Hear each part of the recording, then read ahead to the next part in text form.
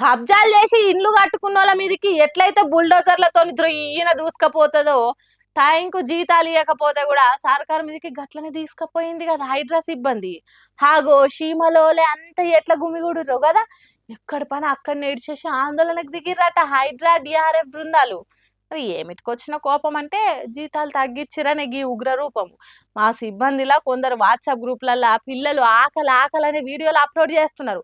మా పరిస్థితి గంత దారుణంగా మారింది సార్ అనుకుంటా చెప్తున్నారు. పోయిన సర్కార్ల ఈవీడిఎం కింద మాకు ఇన్సూరెన్స్ ఉంటుండే, ఇప్పుడు గది కూడా లేకుండా అయ్యింది. ఎట్లా చేయాలి, మేము ఎట్లా బతకాలని గరమైతున్నారట. అటు ఎస్ఎల్బిసి టన్నెల్ కూలిపోతే మా హైడ్రా సిబ్బంది లోపలికి పోయి రెస్క్యూ చేసిండ్రు. ఏ ఒక్క పెద్ద ఆఫీసర్ కూడా లోపలికి అడుగు పెట్టలేదు. కానీ మా వల్లనే ఆ పని జరిగింది. కానీ అసొంటి మాకు కనీసం ఇన్సూరెన్స్ కూడా చేసుడు లేదు, పట్టింపే లేకుండా అయినాము అని పాపం వాళ్ళ బాధనంతా ఎల్లగక్కిర్రు. ఇప్పుడు ఈ లొల్లి చూసిన తెలంగాణ పబ్లిక్ తెలంగాణ సీఎం రేవంత్ రెడ్డి పనితనం మెచ్చుకునేది పోయి సోయి లేకుండా తిడుతున్నారు పట్నం పబ్లిక్. ఇక ఈ అన్నల బంధుతోని హైదరాబాద్ లో దాదాపు 150 డివిజన్లలో ఎమర్జెన్సీ సేవలు ఆగిపోయినాయి. చూస్తురా సీఎం సారు, మీరు పూనుకున్న పనులు ఏ కాడికి తెచ్చినాయో అటు పబ్లిక్ ని ఇటు ఉద్యోగులను ఆగమాగం చేస్తున్నాయి సారు మీ కొత్త పథకాలు. జర సోచాయించి చేయండి సారు.